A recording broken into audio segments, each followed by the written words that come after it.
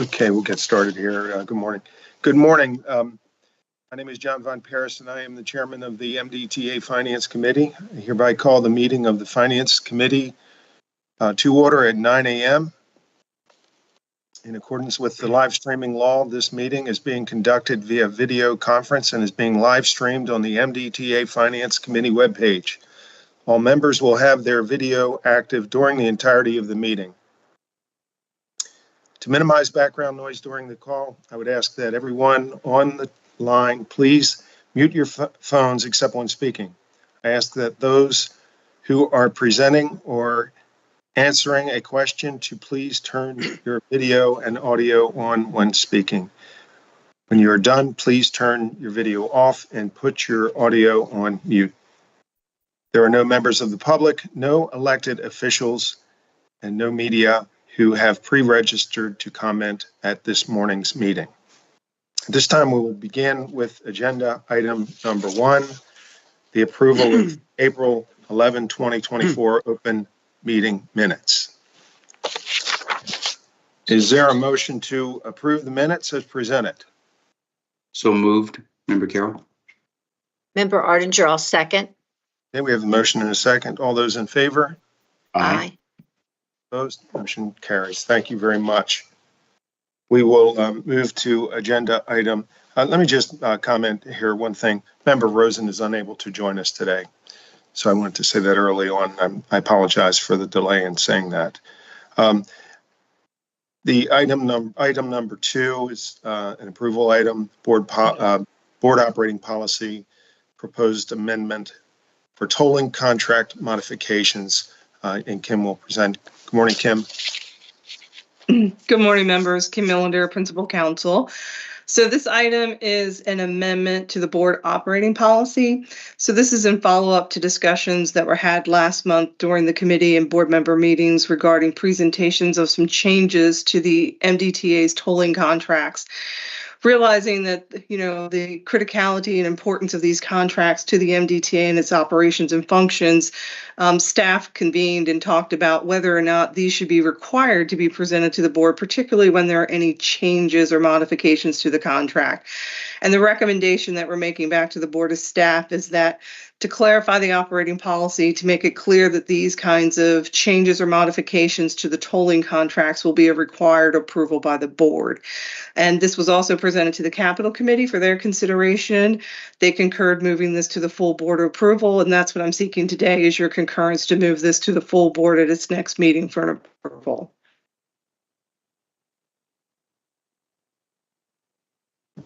Okay, thank you, Kim. Are there any questions? Okay, if not, is there a motion to advance this item to the full board for approval? Member Ardinger, I will so move. I'll second that. Member Carroll. Thank you. Thank you, Member Carroll. We have a motion and a second. Is there any further discussion? Okay, all those in favor? Aye. Aye. Aye. Okay, opposed? Motion carries. Thank you, members, and right. Thank you, Kim. Thank you. We will move on to item number 3. Is an approval item as well, MDTA 2024 Strategic Plan Review. Sarah is here, Sarah Clifford. Good morning, Sarah. Good morning. Good morning. For the record, I'm Sarah Clifford, Director of the Office of Policy, Innovation, and Performance. I'll be providing an overview of the process MDTA underwent for updating the strategic plan. I'm also seeking the committee's approval to bring the strategic plan to the full board for approval at the May board meeting. The plan was reviewed and approved at the May Capital Committee meeting. MDTA's existing strategic plan and accompanying roadmap were developed several years ago in 2019 with additional updates in 2020 and 2021. The time had come for us as an agency to update the plan, and the timing also aligned with a new administration. In May 2023, a strategic advance was held at the MDOT Harry Hughes with MDTA employees in attendance. During the advance, a SWOT analysis was completed, which helped identify key themes and focus areas. During the drafting of the plan throughout the strategic planning process, it was evident that MDTA's greatest strength is the people and team of MDTA. We wanted to make sure all MDTA employees were involved with the development of the plan. To help achieve this, we asked employees to vote on an MDTA vision and mission statement that they believe best represented MDTA. A survey was sent to all MDTA employees and over 200 responded. From June 23 through December 2023, work sessions were held with senior leadership during designated meetings devoted to working on strategic planning processes.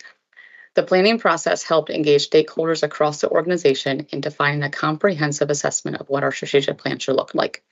The new strategic plan is one that envisions how MDTA can deliver on the governor's commitment to building an efficient and equitable transportation system that harnesses economic growth in our region, drives billions in new investment, protects our environment and our neighbors, and connects people with employers. The new strategic plan aligns with the MTP 2050. The MDTA is dedicated to advancing MDOT's commitment to working in partnership with the communities it serves, promoting equity, environmental protection, and sustainable communities while connecting people to the places where they live, work, and play. Each of the MDTA strategic plan elements align and directly support a guiding principle and goal within the MTP. One example is MDTA's goal to modernize the transportation network, which is built upon MTP's guiding principle of modernization and supports the goals to deliver system equality and enhance safety and security. The plan is people and team focused. The plan will be posted on the MDTA intranet and internet, easily accessible to MDTA employees and partners. There are 4 goals, 24 objectives, 16 key focus areas and initiatives within the strategic plan. The plan lays the foundation for the MDTA. The plan contains the roadmap for MDTA, which spans 3 years, 2024 to 2027. The roadmap will be a living document and updated as needed. Our roadmap was first introduced in 2022 and has helped MDTA employees see how their jobs directly connect with MDTA's strategic plan on MDTA. Are there any questions or comments?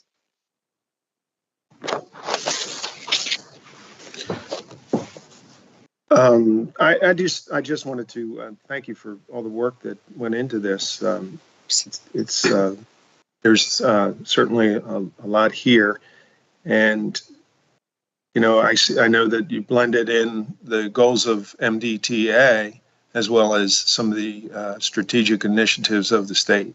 Yes. And so sometimes that's not easy, but you did, I think, a great job with that. And at this point, I guess you're seeking from the board some input as well. Is that fair to say?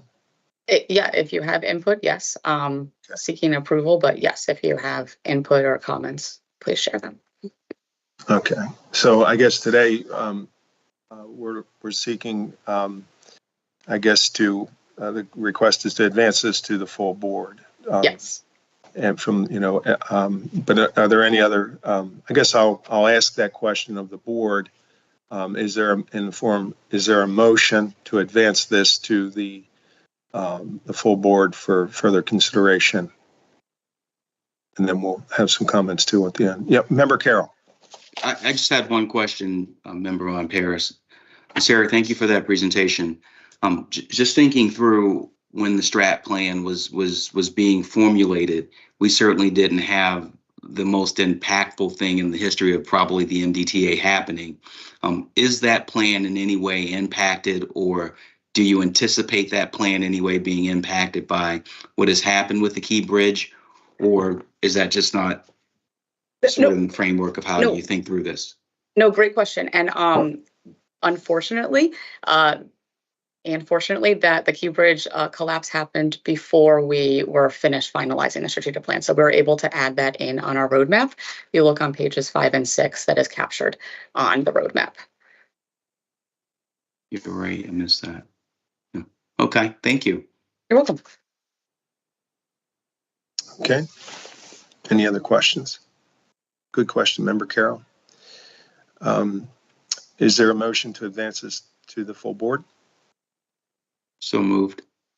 Okay, thank you, Member Carroll. Member Artinger. Member Artinger, I will second. Okay. We have a motion and a second. Is there any further discussion? Okay, all those in favor? Aye. Aye. Opposed? Motion carries. Thank you very much. Sarah, thank you. Thank you, members. Okay. Moving along here to agenda item number 4, the Investment Committee report. Alan is here with us today, I believe. Great. Good morning. Thank you. Update. Hi, Alan. How are you? So Great. you provide a quarterly update on the investment of MDTA's funds. So on page 2 of our quarterly report, we outline some key points, and they tend to be the same points each quarter, is that the portfolio is diversified and it remains in compliance with our investment policy and trust agreement limitations. The matched funding accounts are benefiting from the higher prevailing interest rates. And then for our longer term reserves, despite the short term interest rate volatility, we don't tend to try to time the market, so the strategies should remain consistent for the upcoming quarter. If you turn to page 3, we have a chart for the core PCE index. That's the Fed's preferred inflation measure. And you can see that there's been some inflation moderation over the past year, but inflation remains above the Fed's 2% target. And so the Fed's been communicating that they don't anticipate reducing the federal funds rate until they see that inflation fall closer to their 2% target. On page 4, you can see that inflation moderation a bit more clearly. In the top table, you can see the second row is the core PCE index, and you can see for the trailing 12-month period that ended in the first quarter, it had fallen to 2.8%. So it's getting closer to that, coveted 2% level, but it's not quite there yet. Unemployment remains very low and the economy is strong. I think if you think about the tightening of monetary policy, it's both, the Fed hikes, and there are other things the Fed can do to tighten monetary policy. And so the shrinking of the balance sheet, the Fed's balance sheet is continuing. So even though they paused after, 5 percentage points of rate increases in that sort of March to 22 to July of 23 period, they're continuing to shrink the balance sheet. So that's still characterized as tightening monetary policy. On the same page, if you look at the table, you can see the impact of the Fed's tightening and the rising rate environment. And also what I want you to observe is that the 2-year Treasury rate, which is the blue line, is above the 10-year Treasury rate. And that's what we would characterize as a curve inversion, meaning that short-term rates are higher than longer-term rates. And that's really, a function of the Fed's, rapid hikes, and also the expectation in the bond market that, these rates won't hold here, that eventually it will cause some slowing in the economy, and we might return to a more normal curve where longer-term rates are higher than shorter-term rates.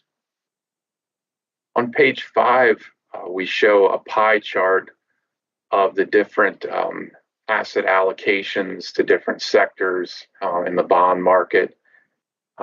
Normally, this is driven by cash flow needs. So we have, allocations to overnight investments like money market mutual funds and the Maryland Local Government Investment Pool. The allocations to other sectors are typically driven by relative value opportunities. So investing out a bit longer into agencies and treasuries can pick up some yield. Also, agencies tend to have higher yields than treasuries, and taxable municipal bonds also have higher yields relative to agencies. So those are the allocations. So it's always in mind trying to maintain a very high quality portfolio, but also taking advantage of some relative value opportunities. We've got some unusual distortion in the portfolio at this quarter end. You can see the pie chart shows a very large investment in treasuries, and that was a function of the bond refinancing transaction that occurred at the end of March. So we borrowed over $700 million to refinance the 2009 and 10 bonds. And so those bond proceeds came in March, and then the bonds were paid off in April. And so at that quarter end, we had a lot of money sitting in treasury investments. in those two bond service accounts. That was over $700 million, and that all, was paid out to bondholders at the beginning of April. On page 6, you can see a bar chart that shows the allocations by maturity. And so you can see, again, there's somewhat of a distortion this quarter end. You see in the 0 to 1 year, there's the bulk of the portfolio is invested there. It's about 1.2 billion. And, over 700 million of that was in that bond service accounts. The operating account is also part of that short-term money, and the capital account tends to be relatively short-term, usually inside of a year, sometimes inside of 2 years. The curve inversion is creating an interesting opportunity in the capital account, in that normally you would be staggering out the investment maturities matched to projected capital spending. But when the curve's inverted, you're faced a bit with a dilemma, because you can just leave a lot of the portfolio in overnight investments and money market mutual funds and actually, pick up higher yields. So our capital account is, approximately $400 million of that balance.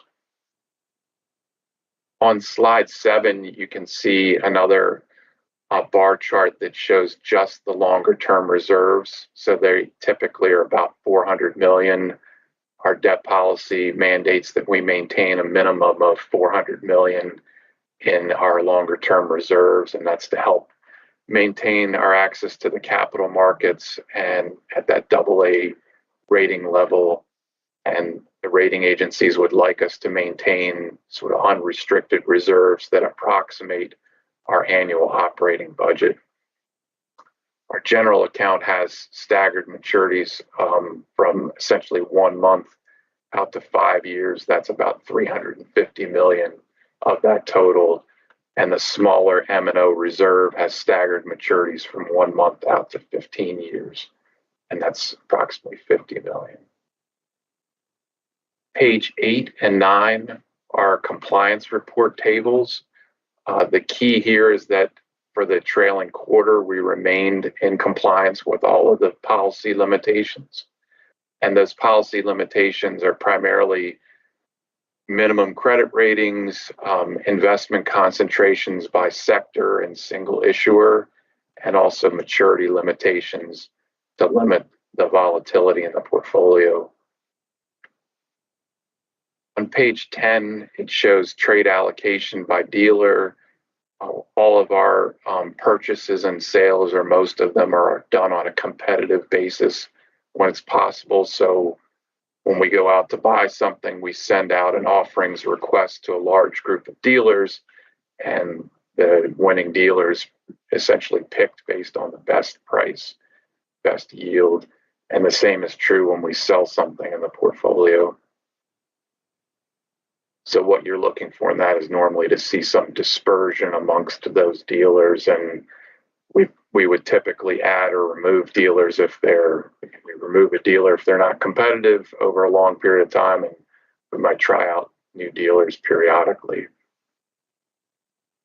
On page 11, we're showing another pie chart, and it's showing the composition essentially between our matched funding accounts, and that's for construction, our operating money, and the debt service accounts. And in prior quarters, you would normally see this as closer to a 50-50 split. The monies in the bond service accounts and the capital account are typically around half of this pie, but it's again distorted by that refinancing transaction where we had a lot of money, over 700 million invested in just a 30-day treasuries until the bonds were called. So that will return to closer to a 50-50 split next quarter end. On page 12, there's a little bit of a deeper dive into the split and the benchmarks that we choose for the matched funding portfolios and the total return accounts. So for the matched funding accounts, we're again matching up investment maturities with projected spending, and we're required by policy to keep those investments to either precede or coincide with those expected cash flows. And there's, again, a good opportunity now to keep more investments in overnight. For perspective, the Maryland local government investment pool is yielding, today around 5.35%. And that's, if you're looking out to 1 to 2 year investments, you're picking up close to 50 basis points over 2-year treasuries. So there's a fairly compelling reason to keep, those investments relatively short. The total return accounts, we have 2 benchmarks for those 2 longer term portfolios. For the general account, we have a blended index that's essentially 1 to 5 year agencies, and the average duration is around 3. For the M&O reserve, we have a blended index of 1 to 13 year treasury strips. So our portfolio is staggered between 1 and 15 years. The average duration is around 7.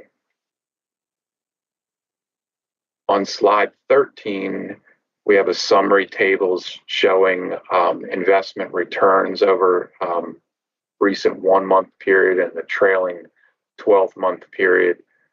So if you look at the top table, it shows the entire investment portfolio combined.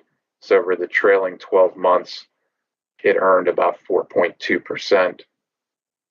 Just below that, it shows you the couple of categories of the match funded accounts. So the capital account, the trailing 12-month return was 4.86%. And for the bond service account, it's just over 5%. Those 2 returns are very much dictated by prevailing rates for short-term instruments. The next section down is the total return accounts. So we're showing the general and the M&O reserve combined. So the trailing 12-month return was 2.92%. So in the rising rate environment, those longer-term bonds have mark-to-market price declines, but favorably, those price declines are now being offset by, larger accruals, interest accruals in this higher rate environment. So you still, even though you have mark-to-market price declines, the accruals are fully offsetting that. So you have a positive return for the trailing 12-month period. So that takes us to the final slide, which is slide 14, which we're seeking a concurrence from the Finance Committee and a recommendation to move to the full board for an approval of the continuation of the investment strategy and our benchmarks for all the accounts. We want to open it up to questions now.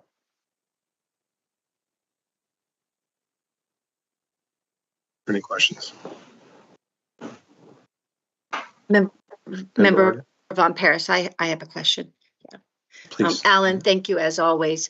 And this is probably more for my own education, but on the compliance report, we're looking at the municipal debt and the supranationals. I see there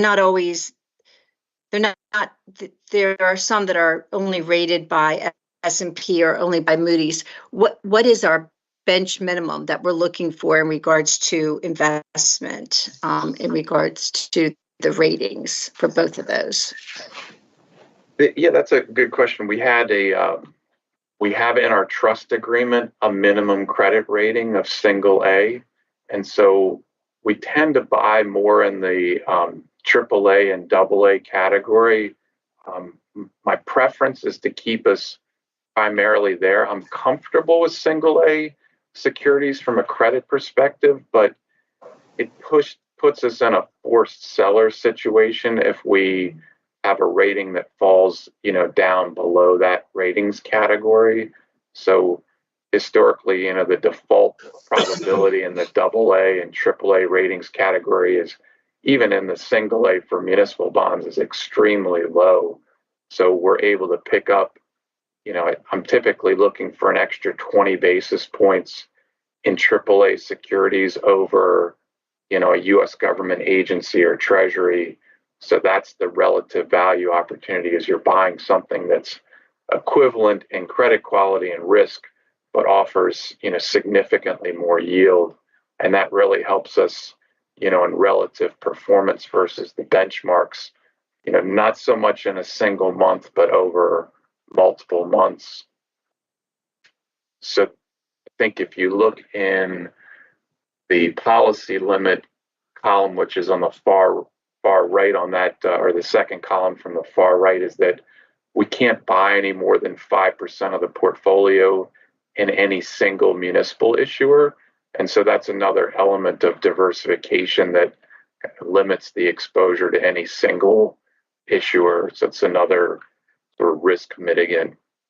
So we have, relatively high quality portfolio in municipals, and you can see that they're, well above that minimum single A credit rating.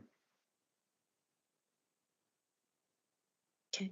And on the nationals, it looks like you pretty much maintained a AAA rating. Yeah, the supranationals are interesting entities because they're, essentially funded by multiple governments. And so they have these, very healthy balance sheets, and they also have callable capital from a group of nations, so that if they get into a pressure situation where their balance sheet is weakening, they can call on capital from the US, Japan, Germany, those other member nations. And so that's how they garner those very high AAA credit ratings. So they're perceived to be, extremely safe investments.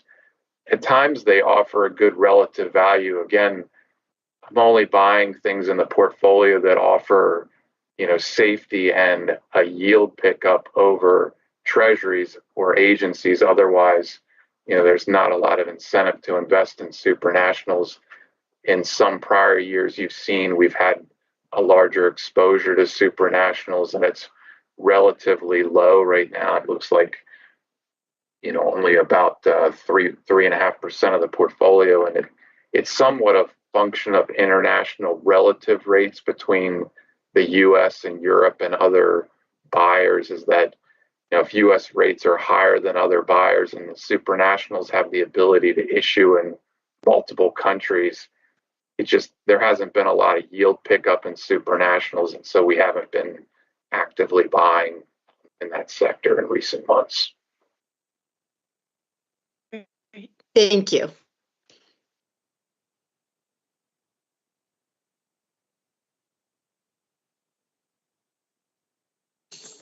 I think that's a good question. I know years ago we, and you mentioned this in some of your the memo, but years ago we did on the supranationals. We did put policy around it, right? And you mentioned, I think, some of that. And how often do we review that? Like, what would trigger the review of the policy on the maximum or no more in one specific segment? How can you talk about that a little bit? Sure. Specifically to supranationals. Specifically to supranationals? Because that's what I remember years ago we set some policy around that, and I'm just curious, how often do we have to revisit that? I think it's a good question. Member Ardinger asked, but I'm just curious. Do we? Right.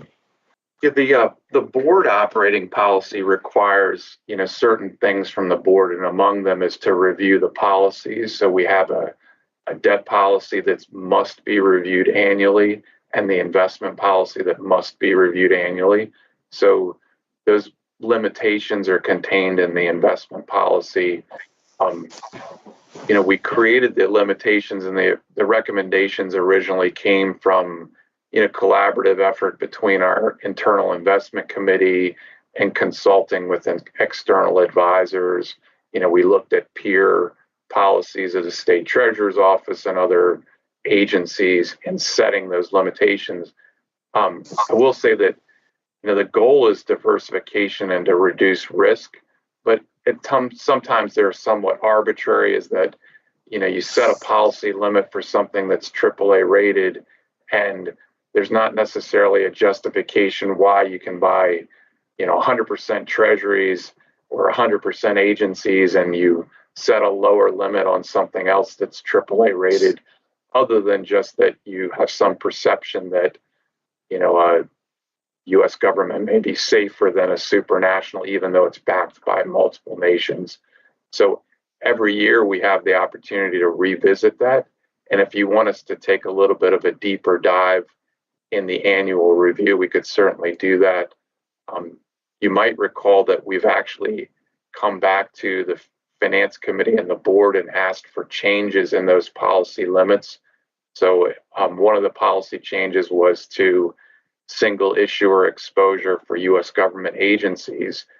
And that was driven by the financial crisis, and the amount of issuance by those agencies has changed. So Fannie Mae and Freddie Mac, as you recall, they were shrinking their balance sheets and they were issuing less. And so we were running into a problem where our portfolio was getting larger exposure to Federal Home Loan Bank because they were a larger proportion of that U.S. government agency market.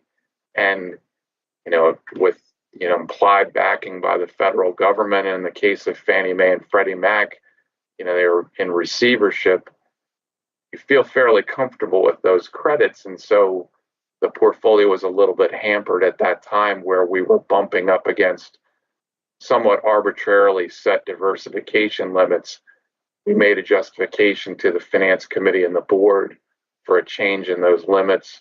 Those changes were adopted, and so that's now in the policy. So that explains a little bit about how those policy changes might come about. Certainly, if the board members expressed concerns, we would, provide a deeper dive and a justification. And certainly, if we feel a need, based on either increased risk in the marketplace or changing dynamics or relative value opportunities, the investment committee would discuss it and come back to the board with a recommendation. So it could be driven by either, an internal management recommendation, or if the board members have concerns, we could certainly change the policy. Back during the financial crisis, the board had concerns about corporate CP exposure, as did, the investment manager here being me. And so, we had some temporary constraints that lasted a couple of years on CP exposure. So there's certainly been some adjustments, either formally in policy or directives by the board members over the years, to sort of adjust those policy limitations, either formally in policy or just a directive by the board. Thank you. Thank you, Alan. Thank you. Okay. Well, we will, at this point, pursue a motion. Is there a motion to advance this item to the full board for further consideration and approval? This is Member Ardinger. I so move. Thank you, Member Ardinger. Carroll. Thank you, Member Carroll. We have a motion and a second. Is there any further discussion? Okay. Just a comment. I want to just make a quick comment or two. Alan, I think you and your team do an exceptional job on this particular motion. The investment committee's on board with this, and I guess others are supporting this. That are part of the evaluation. So that gives me, feel comfort in that, and and we do appreciate the good work that your group, and, the entire finance team does in this area. So we have a motion and a second. All those in favor? Aye. Aye. Opposed? The motion carries. Thank you. Thank you all. Thank you.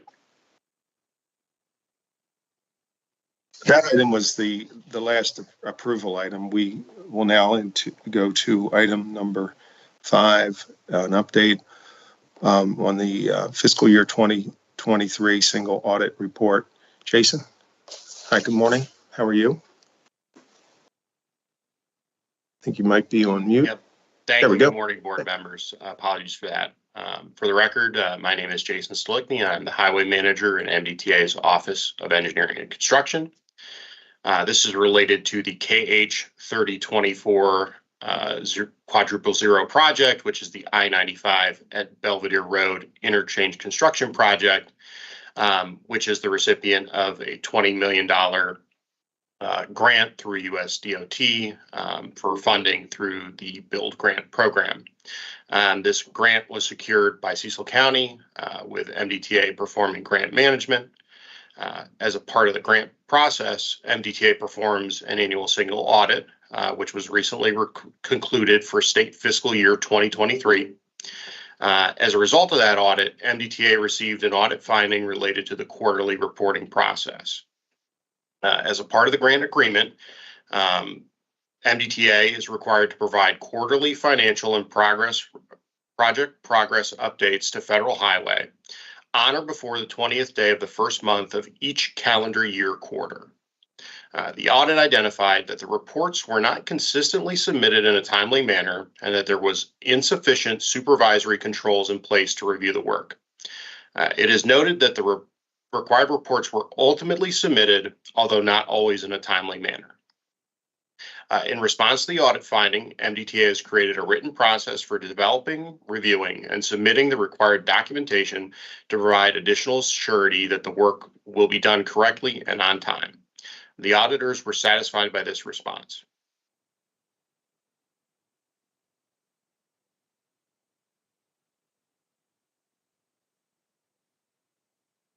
Sorry about that. I had to get over to the mute button here. Okay. Member Von Yes. Harris, this Yes. is Deb Sharpless. So as per the operating policy, any audit report, including any findings, we update the finance committee and the board of those findings. So this is an update item. Procedures have been put in place. We had different personnel at that time. We've always had close coordination with Federal Highway. And, you know, we don't see this as being an issue moving forward. Okay, thank you.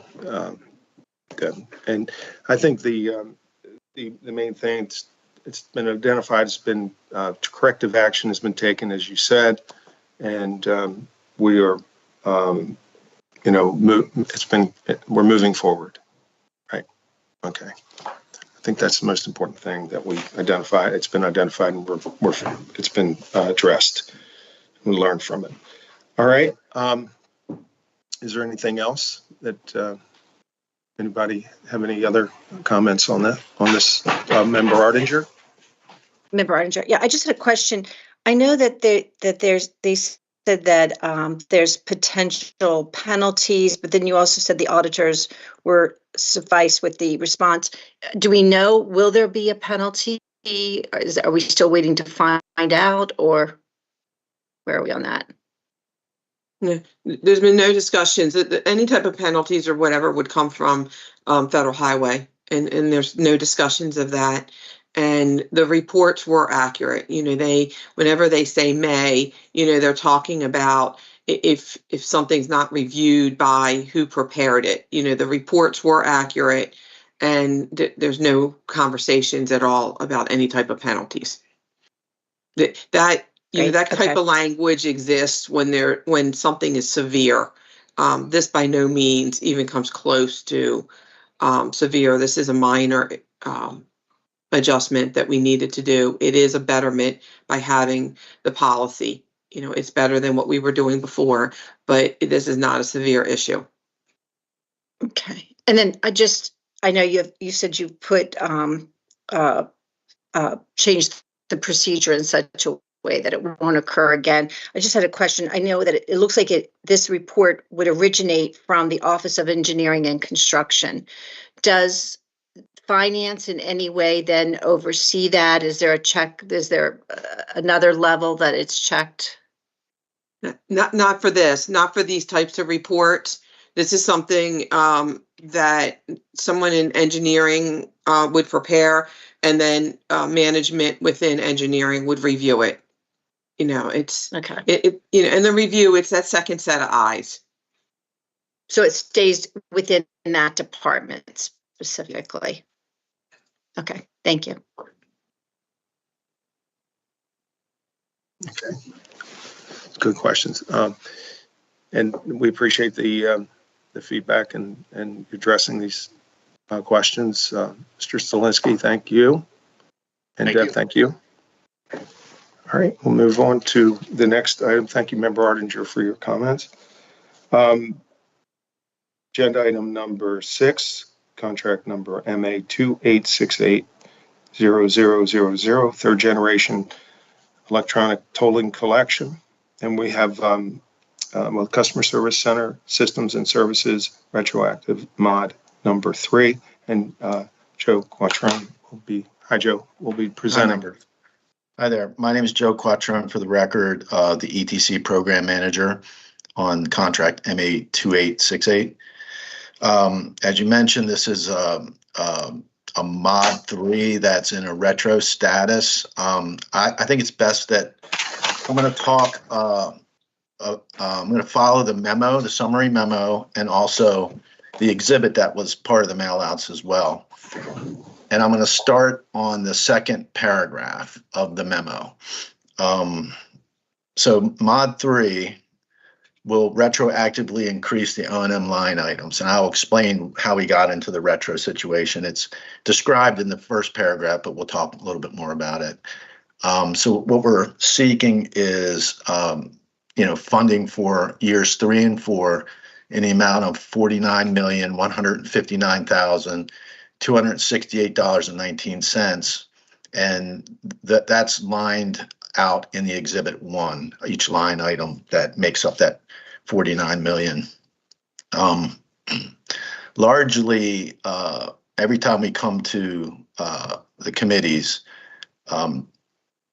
we have to replenish the pre-registered account management line item. As you see in the bulleted areas of the memo, 24,795,000 is a result of the error that was made back when the RFP was written and was well underestimated.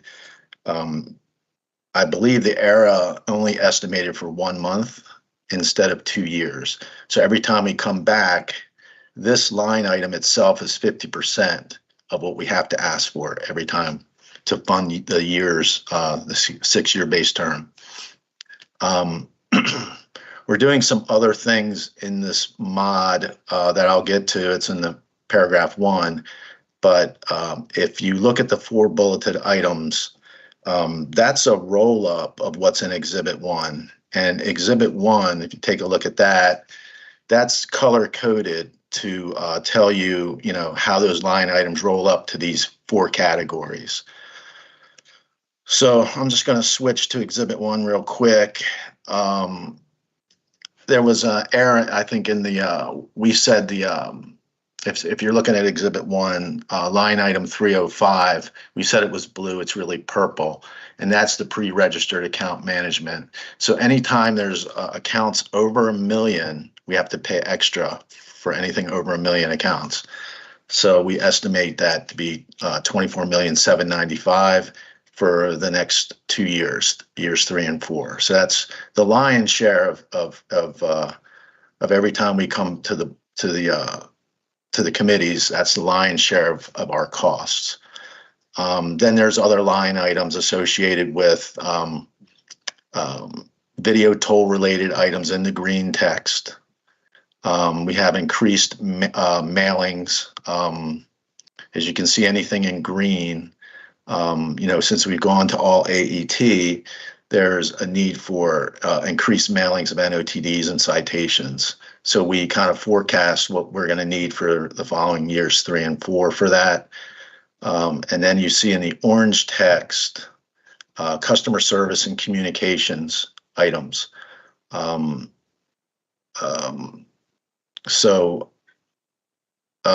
Basically, When we say extra customer service reps on line item 327, that's sort of sort of like what we did with the customer assistance plan. If we need extra reps temporarily, that's money in case something like that were to occur. And then we had the line item 300 there, which is the bond increase. And that just takes the bond up to the current contract value. So that's a high level look at the details of what's in the memo. So I'm going to switch back to the memo now, the summary memo. And I guess I guess we can hold questions, but we can always refer back to anything you have a question on when I'm done. So I'm going to switch back to the memo. And the 4 bulleted items, as I said, is a roll up of what I just showed, what I was just discussing with the exhibit. There's a couple other things we're doing with this mod 3 that I mentioned increasing the performance bond to the current contract value. We're also amending the punch list time frame for completion of the punch list items to October 31st of 2024. And we're also amending the data storage requirements to go from 1 year to 4 years. That's basically what mod 3 is doing. It's increasing the O&M line items or requesting funding for years 3 and 4 in the O&M area, and also addressing those 3 other issues with the performance bond and amending the data storage requirements. Now, how we got into the retro situation, we started to close out a project. You have to reconcile the requirements in the RFP against what the system is actually doing. So the RFP was written probably over 5 years ago. So when you go to implement the requirements in the RFP, things change. So things evolve. So there are changes to requirements. There are actual requirements in the RFP that we no longer needed, or we ended up not needing those. So any of those changes to requirements, we anticipated we would be able to do that in this modification 3, but it's extremely tedious. You work with the vendor provides proof that the requirement in the RFP was met, either by showing us a screen print or something that reflects that requirement was, as written, was met in the system. So there are a total of 2,397 of these requirements that we had to go through. Now we're down to about 400 that we need to validate, but we just simply ran out of time. We needed to get that done by March 1st, 2024. That was the start of O&M years 3 and 4, and we just simply ran out of time. We are working on that weekly. Like I said, we're down to about 400 out of the close to 2,400 requirements. But that is why we're in the retro situation that we're in. So I think I've covered everything that I was going to cover. We will be going to request what is the word? Forgiveness for requesting a retroactive approval of mod 3 to the BPW in July 17th, 2024. So we will be requesting forgiveness for this retroactive situation. So I'll stop there and ask if anybody has any questions. Well, just a quick, there's a lot going on here. I mean, it's many different areas, many different dimensions to this. I guess, is there any way to kind of, what you're saying is, Joe, we're going to be dealing with this for a while. They'll be coming back because of the calculation, the error in calculating this. Correct. Is there any way that can be smoothed out, so it's not as, it's kind of, when you look at the numbers and everything, of course, the 24,795 represents what, 2 years of the calculation, the error? Yes. Okay.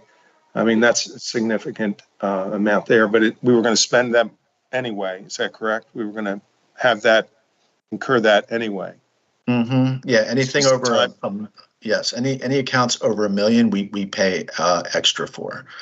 So it's like the delta over $1 million accounts, there's additional cost. So this is the estimation of what we think it's going to be for the next 2 years. Like in mod 2, it was like 20 million, and we were our modification 2, which was for years 1 and 2, was, our estimates were very close. We I think that was a $44 million modification, and we had 1.2 million in unused funds.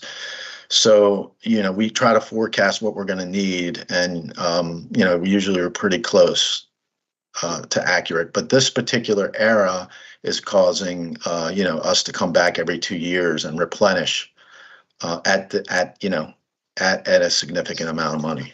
Joe, let me step in for a second and help some with this item. So in the when you do an RFP and you ask for a pricing proposal, in some cases we tell the vendors the quantities that they should assume, and they bid a unit price. So these registered accounts, 99% of registered accounts are Easy Pass accounts. And we split the price proposal between accounts over $1 million and under $1 million, thinking that maybe there would be a slightly cheaper price per unit for accounts over $1 million. The error that was made is, let me back up. Pricing's broken down in 2-year blocks. So the quantity for up to $1 million is 24 million. 1 million times 24 months. The quantity that we used for over $1 million was 180,000. And I looked at it this morning. At that time, that was roughly 1 week. So instead of 104 weeks, it was 1 week. That's the mistake that was made in the pricing proposal. So we would have been paying for these Easy Pass accounts regardless. Had we not made that error in the RFP, this money would have been part of their bid because it was their unit cost multiplied by the quantity. The quantity error that we made has been amplified because of AET. We have more and more Easy Pass accounts open. We have over 2 million Easy Pass accounts that we pay for every month. That's the biggest chunk that Joe's describing of this. And all of these expenses, they're all tied on the O&M side. And as our revenue rises and as we as we've had AET, it shifts our costs from other areas such as toll collectors into this contract. And that's why you're seeing this every 2 years, because the pricing that they bid is in 2-year blocks. Thank you, Deb. Member Ardinger. So I just want to understand. So going back to the original contract, the contract negotiation, it was the thought that what was being paid for was going to cover all these years. That's what you thought you were going to receive. So there's not a negotiation, okay? In an RFP process, there is a pricing proposal, and there's a description. Like if you look at the attachment that's provided, it looks very similar to this. There's line items in the pricing proposal. There's the description. There's the unit telling them if we pay it, per month, per item, there's the quantity. And then there's the rate. And then there's the extension, which is the amount. We populate everything except for the rate and the amount. The only thing that the vendors are populating is the rate, their unit cost. And then the unit cost is extended out. And so the quantity, when we put 180,000 there, instead of a number back then, that number should have been around 18.7 million.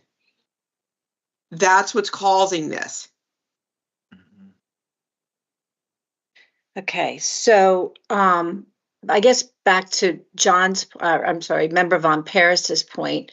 We now know that this is going to be an ongoing expenditure for this contract, or modification, actually. Is there a way that we can receive a synopsis of what we are looking, what this total contract is going to cost, and how these modifications will play out over time? We can, it's our intention that these increases take us through years 3 and 4. We can estimate what the mod would be for years 5 and 6. I would appreciate that. That would be great. Thank you.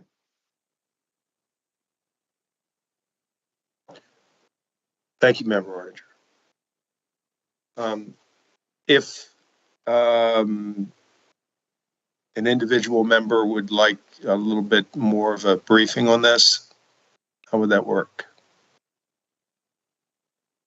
So I think that with this, pending your approval, to advance this to the board, if we have an understanding of the additional information that you would like, we can make sure that we present that information at the board meeting. But ideally, this type of discussion about what we're doing occurs at the finance committee or the board meeting, so that we can comply with the Open Meetings Act. So if you can just help us understand the additional information. okay. Yeah. And I guess we're going with this, and it's going to be ongoing. Going to the Board of Public Works on this. How do we, I know I'm sure there'll be some staff, maybe some advance notice of some of this, so it can be, they can comprehend what's going on. But the other side of this, is there, knowing where we are, is there any way to, I don't want to use the word fix this, but make it more, less alarming or something when we see it? Like, you know what I'm saying? Maybe it's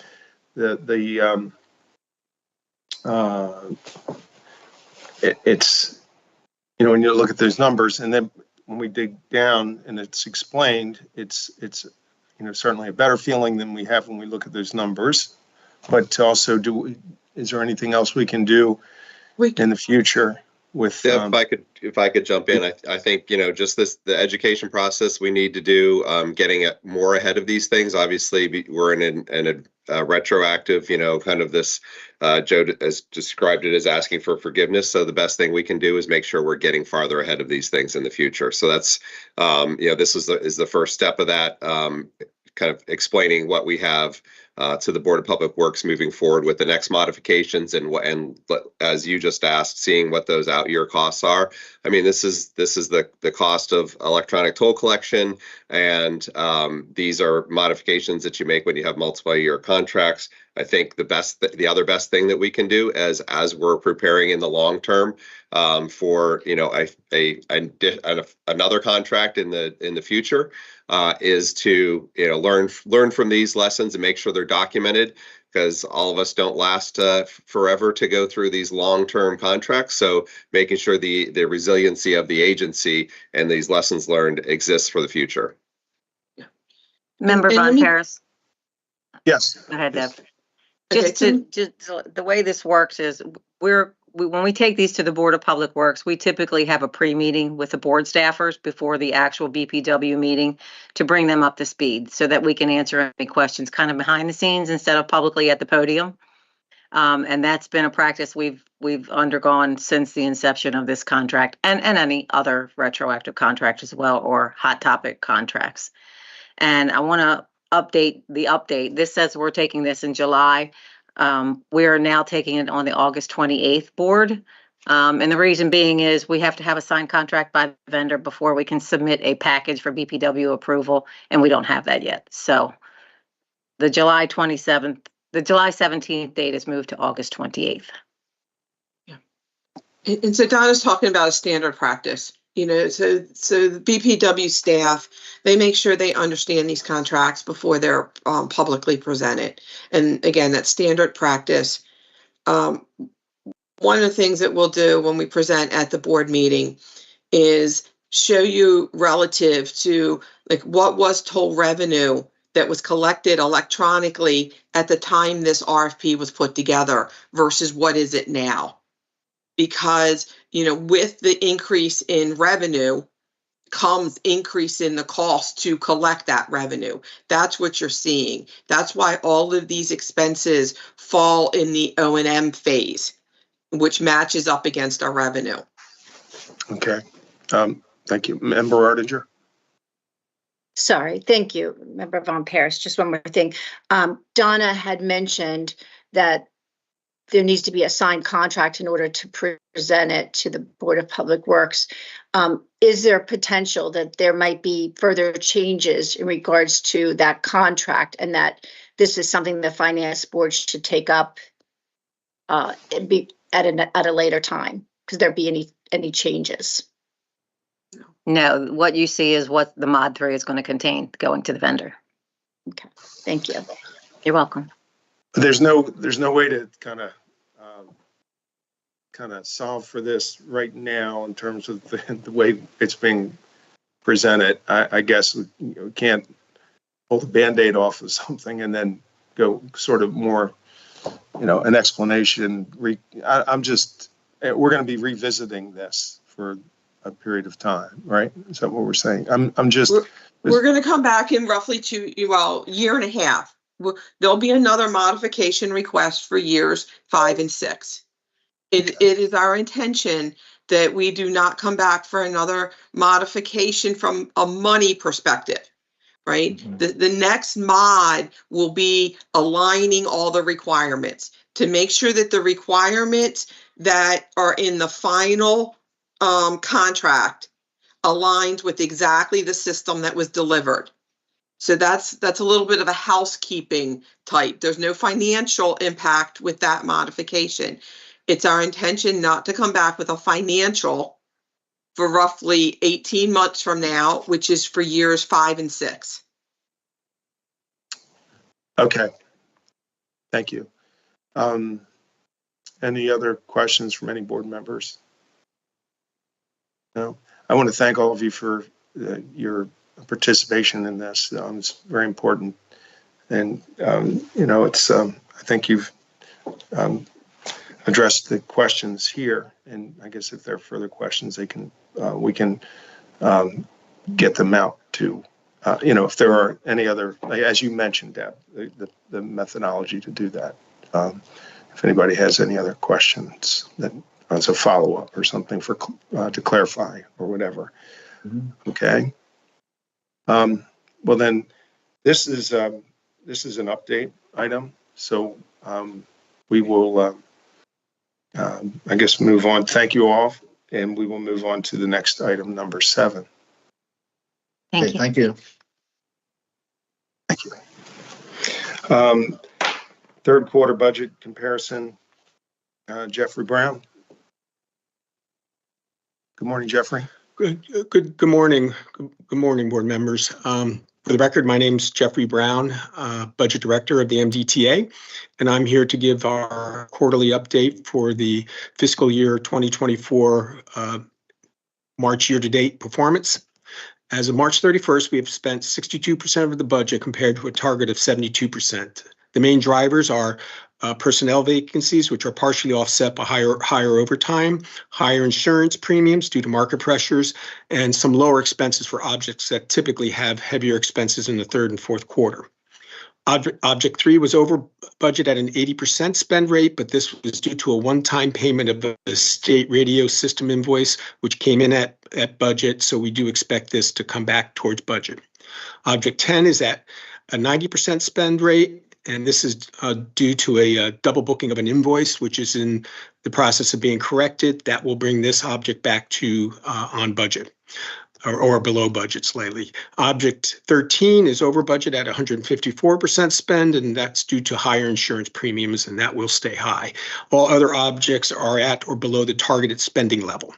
Obviously, the key issue or unknown issue out there is the Key Bridge collapse and what that impact will be on the operating budget. But for the current state, we have sufficient liquidity in the near term to cover any additional spending, but we will have to monitor this very closely going forward to see if a budget amendment will be needed or not. Moving on into the detail, the salaries and wages were at a 69% spend, which is at budget. Again, that's the personnel vacancies being offset by overtime. Communications is above budget. Same thing that I mentioned above. It's the one-time invoice for the state paid telecommunications, so this will be on budget. Travel, Object 4, is below budget at a 42% spend rate. Typically, we do expect some heavier spending into the fourth quarter, but there is the potential for some savings in this object. Fuel and utilities are on budget with a 74% spend rate. The big areas in that are vehicle purchases, Object 701 at 87%. This is all solely to the timing of when vehicle deliveries are made. We do expect this to be on budget. Gas and oil, Object 702, is below budget with a 35% spend, and this is due to the budgeting of gas prices at a higher level. However, gas prices have begun increasing again, but as of right now, there might be a potential for some small savings in there. All other major sub-objects are at or below budget. Again, mostly a lot of these are due to the timing and expected heavier spending later in the year. However, we do expect some savings in those objects.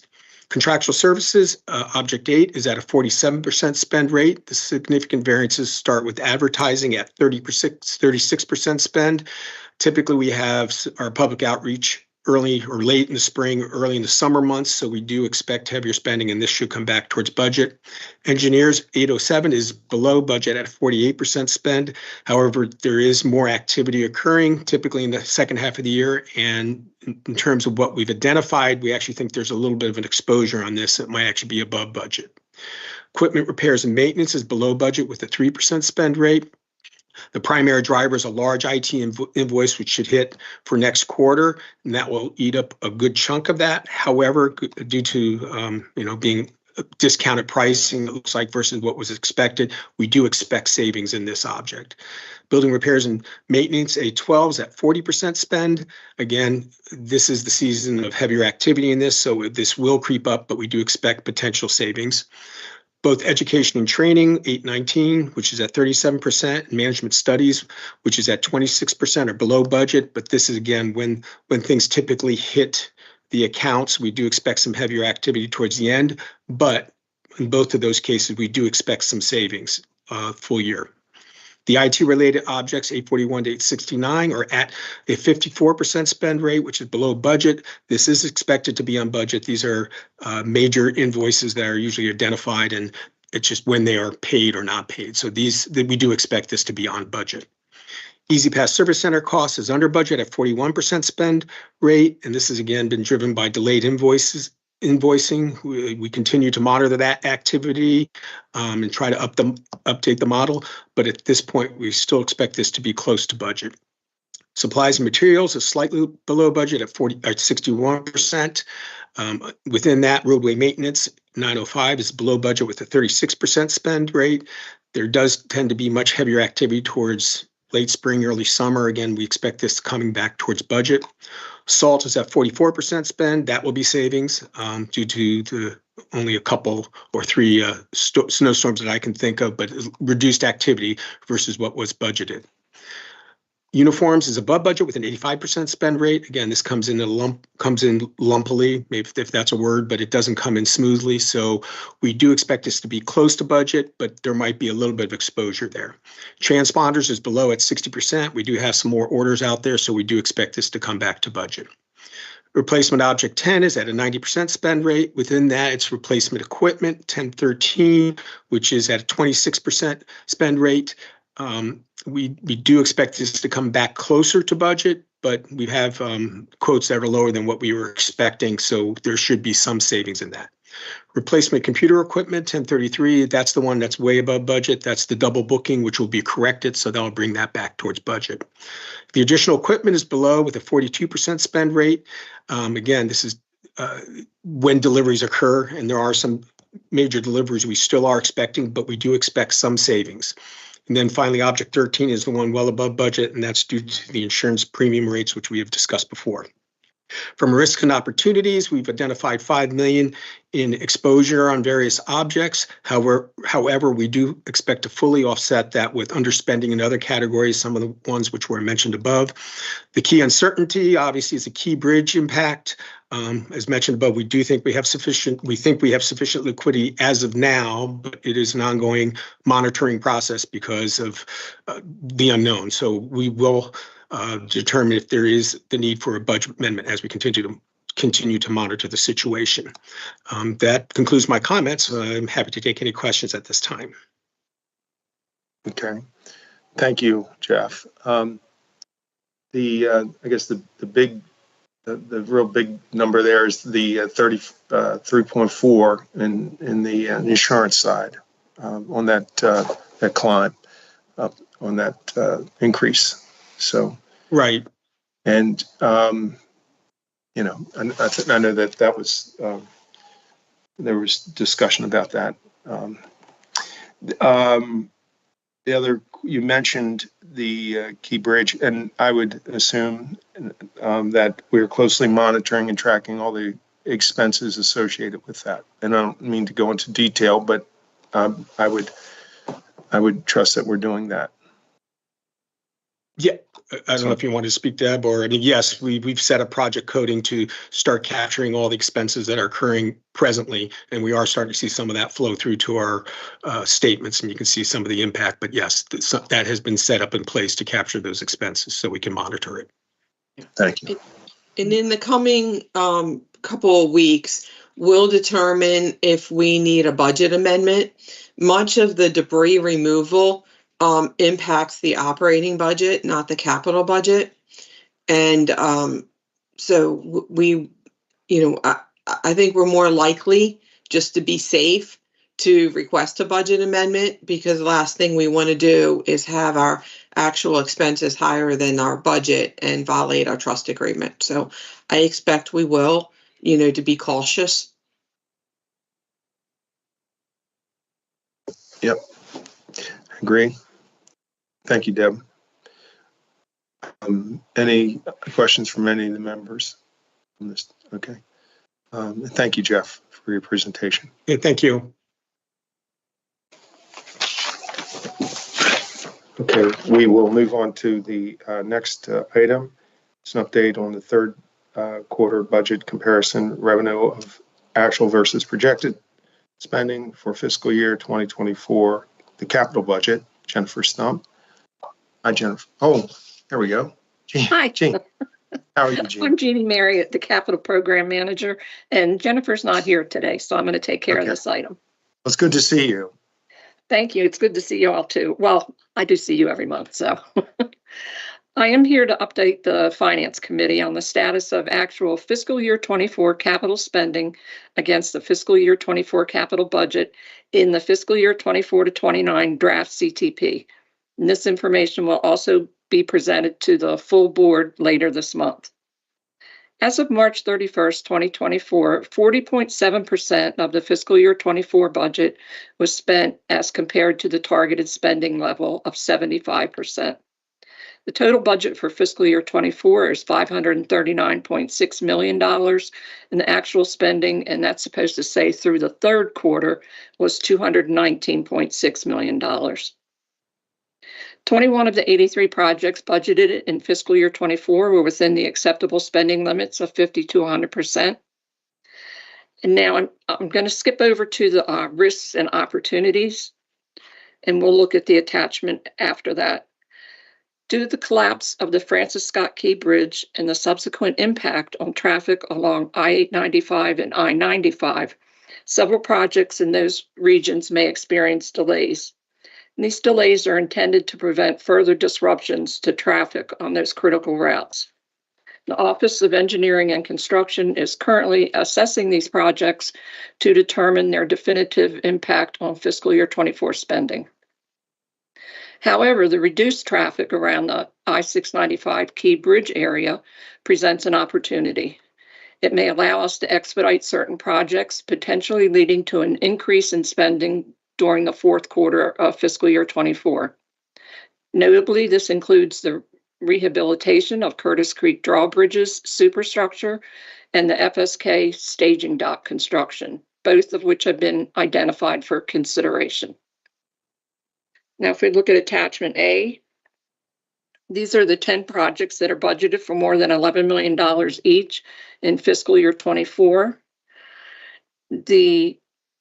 Through the third quarter, the spending on these projects was $146.9 million, which is 41% of the budget just for these 10 projects. And that does align with the percentage for the entire program because this is the biggest part of it. Are there any questions?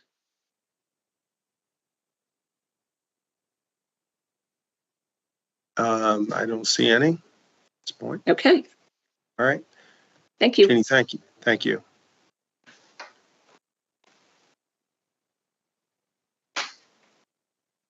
Okay, we have an update. The next agenda item number 9 is a quarterly update on traffic and revenue. And Cheryl Lewis Orr is here. Hi, Cheryl. How are you?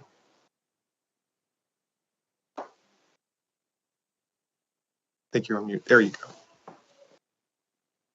go. You're on mute.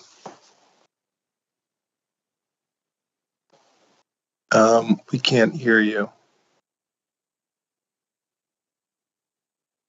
I'm so sorry. It's okay. On mute and over talking, you couldn't hear what you said. That's okay. It's good to see you. Good morning, everyone. Good to see you all as well. And good morning. For the record, I'm Cheryl Lewis Orr, Director of Revenue. And the purpose of this memo is to update the Finance Committee on the traffic and revenue trends for quarterly and year to date. Some of the key takeaways for this period are our actual toll revenue was below forecast by $3.5 million or 6%. Our Easy Pass revenue continues to exceed our forecast due to higher than forecasted daily average toll revenue. And our administrative toll revenue and video toll collections were below forecast, and that's mostly due to lower than anticipated video toll collections at the NOTD level and CCU phases. Moving on to page 2, you'll see from the graph on page 2, or the table on page 2, for the period ended March 31st, our year-to-date system-wide transactions totaled 120.7 million, and corresponding collected revenue totaled 592.4 million. And that represented a decrease of 1.2 million transactions compared to the same period last year, and an increase of 6.1 million or 1.1% compared to the same period last year. And the reason we have an increase in revenue is due to higher collected administrative revenue during the third quarter. You'll note that we have a 10.4% increase during the third quarter of compared to the third quarter of last year, and that's because we had higher collected revenue during that period. That's civil penalty fees, UUCT, which is uncollected, which is commuter fees, uncollected commuter fees. So for the period ending March 31st, 2024, our traffic exceeded the forecast by 3.4 million or 2.9%. Our actual toll revenue was below forecast by 3.5 million or 6%. And that variance in the actual versus forecasted toll revenue was primarily the net result of higher than forecasted Easy Pass revenue of 12 million, but that was offset by lower than forecasted administrative toll revenue, which is overall video toll collections and CCU collections by 15.4 million. And that was mostly due to the delay in CCU referrals, which they should be, we should be proceeding, moving forward with those as of April. So we should see better numbers, hopefully, in the fourth quarter. Any questions?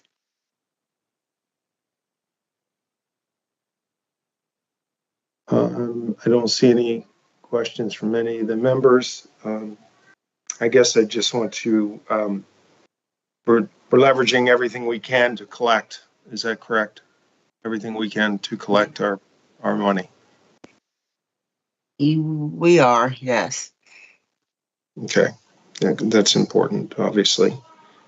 I appreciate your time and your report here today. So thank you. I don't think we have any other questions, but thank you very much. You're welcome. Okay. Well, that brings us to the end of, we've covered everything on the agenda. So seeking a motion to adjourn. Is there a motion? Member Ardinger also move. Okay. I'll second that. Member Thank Carroll. you. Thank you, Member Ardinger and Member Carroll.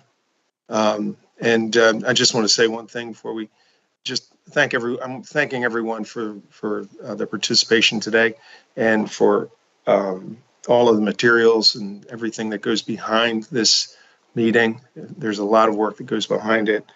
And I just want to thank everyone for all they do on behalf of MDTA and for this meeting specifically today. Thank you. So all those in favor to Aye. adjourn? Aye. Opposed? Motion carries. Thank you all very much. Have a good day. Bye, everybody. Bye.